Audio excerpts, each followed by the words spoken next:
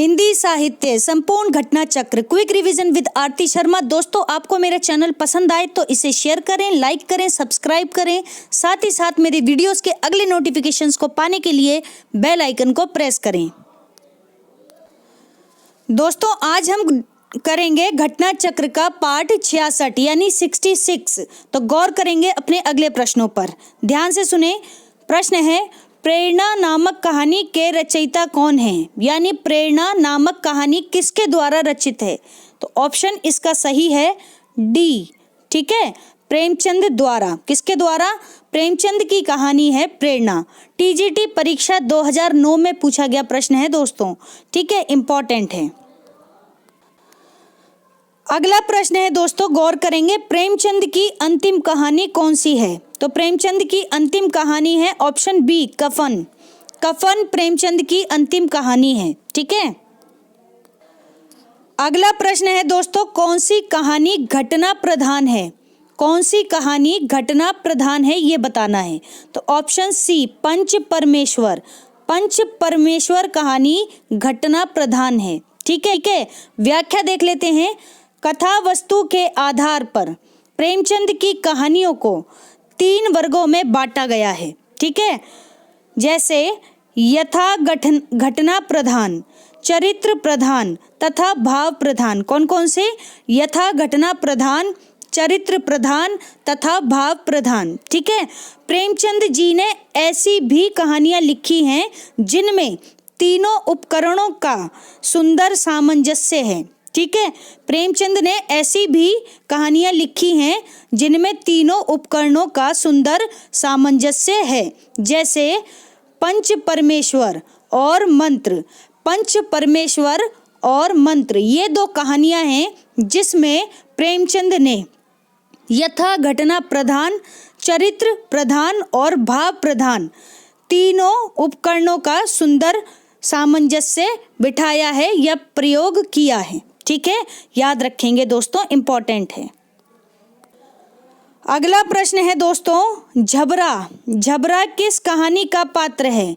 तो दोस्तों option B, पूस की रात। पूस की रात कहानियों का पात्र है। पूस की रात कहानी का पात्र है झबरा, याद रखेंगे। और दूसरा पात्र मैंने अभी बताया था आपको पिछले प्रश्न में, क्या था? कौन था इसका दूसरा पात्र? हल्कू। ठीक है, याद रखना। झबरा और हल्कू पूस की रात कहानियों के पात्र हैं। ठीक है, व्याख्या देख लेते हैं। झबरा प्रेमचंद कृत कहानी पूस की रात का पात्र है। इस कहानी के पात्र कौन कौन से हैं? ध्यान से सुनना। हल्कू, मुन्नी, सहना एवं झबरा। हल्कू, मुन्नी, सहना एवं झबरा ये सभी किसके पात्र हैं? पूस की रात कहानी के। ठीक है। झबरा हल्कू के कुत्ते का नाम है। किसका नाम है?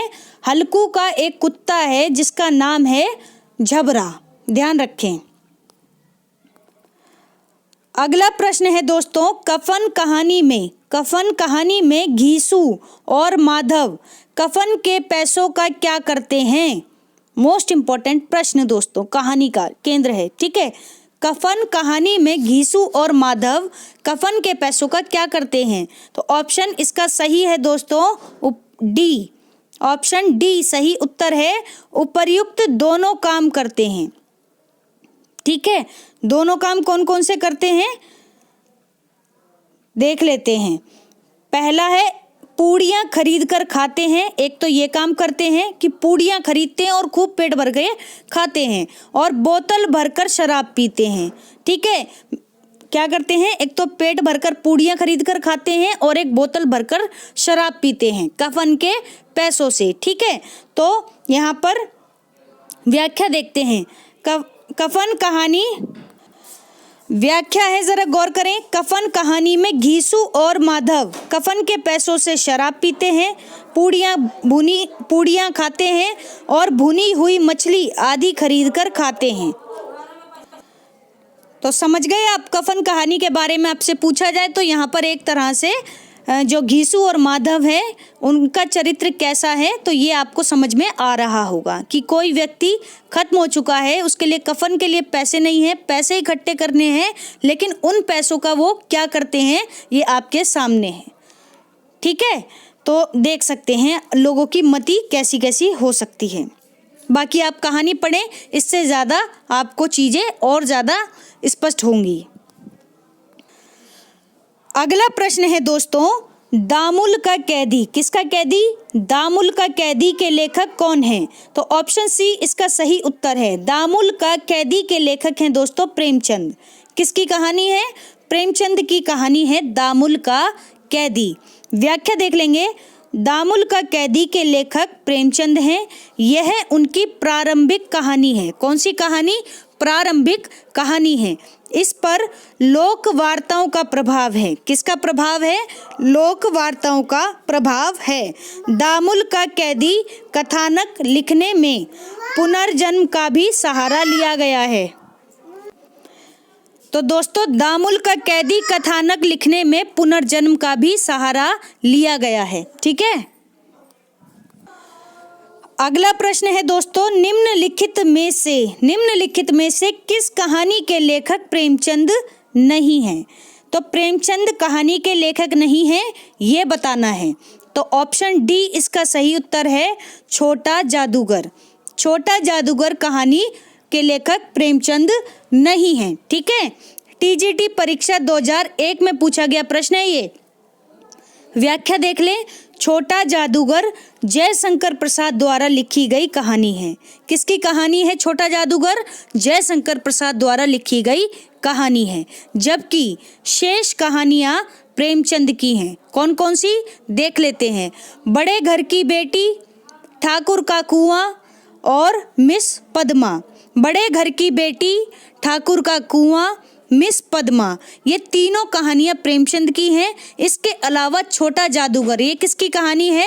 ये कहानी है दोस्तों जयशंकर प्रसाद की। ठीक है, अगला प्रश्न है दोस्तों, प्रेमचंद की कौन सी कृति अंग्रेजों द्वारा जब्त कर ली गई थी? तो अंग्रेजों द्वारा जब्त कर ली गई थी उस कृति का नाम बताना है प्रेमचंद की। ऑप्शन बी इसका सही उत्तर है दोस्तों, सोजे वतन। सोजे वतन कहानी को अंग्रेजों ने जब्त कर लिया था और ये प्रेमचंद की कहानी थी। व्याख्या देख लेते हैं दोस्तों, गौर करेंगे दोस्तों। सोजे वतन यानी देश का दर्द प्रेमचंद की उर्दू कहानियों का यह पहला संग्रह 1907 में नवाब राय यानी घर का नाम धनपत राय, किसका नाम? देखो प्रेमचंद के घर का नाम क्या था? धनपत राय था। ठीक है, प्रेमचंद के घर का नहीं, मतलब घर में उन्हें धनपत राय के नाम से जाना जाता था। ठीक है, और नवाब राय का नाम का इस्तेमाल वो क्या करते थे? उर्दू की कहानियों को लिखने के लिए करते थे। कौन? प्रेमचंद। ठीक है, तो ध्यान रखना। और हिंदी कहानियों में वो प्रेमचंद के नाम से प्रख्यात हुए, ये ध्यान रखें। तो सोजे वतन यानी देश का दर्द प्रेमचंद की उर्दू कहानियों का यह पहला संग्रह है जो कि 1907 में आया था। तो सोजे वतन उर्दू कहानियों का संग्रह है। ठीक है, 1907 में नवाब राय नाम से आया। अंग्रेजी हुक्मरानों को इन कहानियों में बगावत की गूंज सुनाई दी। किसकी? बगावत की गूंज सुनाई दी। हमीरपुर के कलेक्टर ने प्रेमचंद को बुलाकर उनसे इन कहानियों के बारे में पूछताछ की। ठीक है, एक हमीरपुर के दोस्तों कलेक्टर थे, उन्होंने प्रेमचंद को अपने ऑफिस बुलवाया और उनसे इनकी कहानियों के बारे में पूछताछ की। प्रेमचंद ने अपना जुर्म कबूल किया। ठीक है, उन्हें कड़ी चेतावनी दी गई और सोजे वतन की। ठीक है, प्रेमचंद से पूछा गया कि भाई किसकी कृति है ये? ठीक है, और तो उन्होंने बता दिया कि मेरी कृति है। तो उन्होंने अपना जुर्म भी कबूल किया, क्योंकि जुर्म था ना अंग्रेजों की नज़र में, उनके खिलाफ में थी ये सोजे वतन, तो उनके लिए तो जुर्म ही हुआ एक तरह से। उन्होंने कबूल किया, तो इसके लिए उन्हें चेतावनी दे दी। ठीक है, और चेतावनी तो दी ही, साथ में जो सोजे वतन की 500 प्रतियां थी, जो 500 कॉपी थी, जो अंग्रेजी हुकूमत के अफसरों ने जगह जगह से जब्त की थी। ठीक है, 500 प्रतियां यानी अलग अलग जगह से इकट्ठी करके उन्हें जब्त कर दी और उनको सरेआम जलाने का हुक्म दिया। किसको? प्रेमचंद की सोचे वतन कहानी संग्रह को। ठीक है, उर्दू कहानी संग्रह है। सोजे वतन में 5 कहानियां थी। कौन कौन सी कहानियां थी? ठीक है, जिसमें मुंशी जी का सबसे पहली छोटी कहानी कौन सी थी? दुनिया सबसे अनमोल रत्न, दुनिया सबसे अनमोल रत्न भी शामिल है। ठीक है, ध्यान रखें। तो इस तरह से दोस्तों इसके बाद वे प्रेमचंद नाम से लेखन कार्य करने लगे। ठीक है, यानी पहले किस नाम से करते थे? नवाब राय के नाम से करते थे, लेकिन बाद में जब उनकी प्रतियां जब्त की जाने लगी तो उन्होंने प्रेमचंद नाम से लेखन शुरू कर दिया। ठीक है, अगला प्रश्न है दोस्तों, प्रेमचंद की कृति जिसे ब्रिटिश शासन द्वारा जब्त कर लिया गया था वह कृति कौन सी है? तो ऑप्शन ए सोजे वतन, अभी हमने पढ़ा। अगला प्रश्न है दोस्तों, प्रेमचंद उर्दू में किस नाम से लिखते थे? तो प्रेमचंद उर्दू में नवाब राय यानी ऑप्शन बी नवाब राय के नाम से लिखते थे। कौन? प्रेमचंद। ठीक है, ध्यान रखें, नवाब राय। अगला प्रश्न है दोस्तों, गुंडा कहानी प्रसाद के किस कहानी संग्रह में संकलित है? तो गुंडा कहानी प्रसाद के ऑप्शन ए इंद्रजाल कहानी संग्रह में संकलित है। ठीक है, तो आपसे पूछा जा सकता है कि इंद्रजाल कहानी संग्रह किसका है? तो आप बताएंगे जयशंकर प्रसाद का, और गुंडा कहानी जिसमें प्रकाशित की गई है। ठीक है, ध्यान रखें। व्याख्या देख लेते हैं दोस्तों, इंपॉर्टेंट है, गौर करना जरा। गुंडा कहानी इंद्रजाल कहानी संग्रह में संकलित है, जिसके लेखक जयशंकर प्रसाद हैं। गुंडा कहानी इंद्रजाल कहानी संग्रह में संकलित है, पहली बात, जिसके लेखक जयशंकर प्रसाद हैं। इंद्रजाल कहानी संग्रह में कुल 14 कहानियां हैं। कितनी? कुल 14 कहानियां हैं। इसका प्रकाशन सन 1936 में हुआ। कब हुआ? सन 1936 में हुआ था। इसमें इंद्रजाल, सलीम, छोटा जादूगर, नूरी, परिवर्तन, संदेह, भीख में, चित्र वाले पत्थर, चित्र मंदिर, गुंडा, अनबोला, देवव्रत, विराम चिन्ह और सालवती कहानियां हैं। ठीक है, तो ध्यान रखें दोस्तों, चाहे तो आप स्क्रीनशॉट ले लें। अन्य महत्वपूर्ण तथ्य भी देख लेते हैं दोस्तों, गौर करना जरा।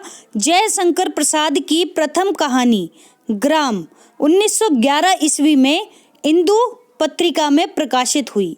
तो ध्यान रखें, यहाँ पर कितने सारे प्रश्न बन रहे हैं दोस्तों।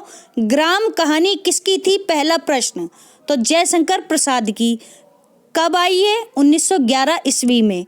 प्रकाशित किस में हुई ग्राम कहानी? तो इंदु में प्रकाशित हुई ग्राम कहानी। और किसकी है ये?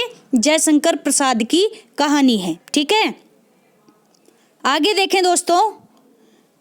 छाया 1912 में प्रथम कहानी संग्रह है। ठीक है, जयशंकर प्रसाद का छाया 1912 में आया, जो कि इनका कहानी संग्रह है, जिसमें 5 कहानियां कौन कौन सी हैं दोस्तों? एक तो है ग्राम, दूसरी है चंदा, तीसरी रसिया बालम, चौथी है मदन मृणालिनी, फिर है 5वीं तानसेन। ये सभी कहानियां जो हैं छाया 1912 कहानी संग्रह में शामिल है। फिर इनका दूसरा संस्करण है जो कि 1918 में आया, जिसमें 6 कहानियां शामिल की गई। कौन कौन सी की गई 6 कहानियां? एक है शरणागत, ठीक है, एक है सिकंदर की शपथ, एक है चित्तौड़ का उद्धार, एक है अशोक, एक है जहां आरा और गुलाम। ठीक है, तो ध्यान रखें, शरणागत, सिकंदर की शपथ, चित्तौड़ का उद्धार, अशोक, जहां आरा और गुलाम, ये सभी क्या हैं? ये सभी कहानियां हैं और जो कि जयशंकर प्रसाद के दूसरे संस्करण में शामिल की गई। ठीक है, इसके बाद है दोस्तों कहानी संग्रह, देख लेते हैं कौन सा। तो दोस्तों ध्यान दें, कहानी संग्रह है प्रतिध्वनि। प्रतिध्वनि कब आया? ये 1926 में। किसका है ये कहानी संग्रह? जयशंकर प्रसाद का कहानी संग्रह है प्रतिध्वनि, जो कि 1926 में आया। ठीक है, जिसमें 15 कहानियां, कौन सी? 15 कहानियां हैं। कौन कौन सी? प्रसाद, ठीक है, एक है गूदड़ भाई, एक है गुड्डी के लाल, गूदड़ी के लाल, सॉरी, देखो ध्यान से सुने फिर से, एक है प्रसाद, एक है गूदड़ भाई, एक है गूदड़ी के लाल, एक है अघोरी का लाल, अघोरी के लाल, एक है पाप की पराजय, पाप की पराजय, एक है सहयोग, एक है पत्थर की पुकार, पत्थर की पुकार, एक है उस पार का योगी, उस पार का योगी, एक है करुणा की विजय, करुणा की विजय, एक है खंडहर की लिपि, खंडहर की लिपि, एक है कलावती की शिक्षा, कलावती की शिक्षा, एक है चक्रवर्ती का स्तंभ, चक्रवर्ती का स्तंभ, एक है दुखिया, एक है प्रतिभा, एक है प्रलय। तो ये सभी कहानियां किसमें संकलित हैं दोस्तों? प्रतिध्वनि में। ठीक है, प्रतिध्वनि 1926 में आया। ये किसका कहानी संग्रह है दोस्तों? जयशंकर प्रसाद का। ठीक है, तो आप चाहें तो वीडियो को एक बार फिर से देख लेना या फिर चाहें तो आप स्क्रीनशॉट देख लेना। ठीक है दोस्तों, किसी चीज़ को बार बार करने से वो आपकी परमानेंट मेमोरी में सेव हो जाती है, ध्यान रखें। ठीक है, और 6 घंटे में एक बार चीज़ों की रिवीजन ज़रूर करें, जिससे कि वो परमानेंट फिक्स हो जाए आपके दिमाग में। तो दोस्तों हमारा आज का ये वीडियो यहीं समाप्त होता है। Thanks for watching. अगर आपको मेरे वीडियोस पसंद आ रहे हैं तो इन्हें लाइक करें, शेयर करें, मेरे चैनल को सब्सक्राइब करें, साथ ही साथ मेरे वीडियोस के अगले नोटिफिकेशंस को पाने के लिए बेल आइकन को प्रेस करें। धन्यवाद दोस्तों।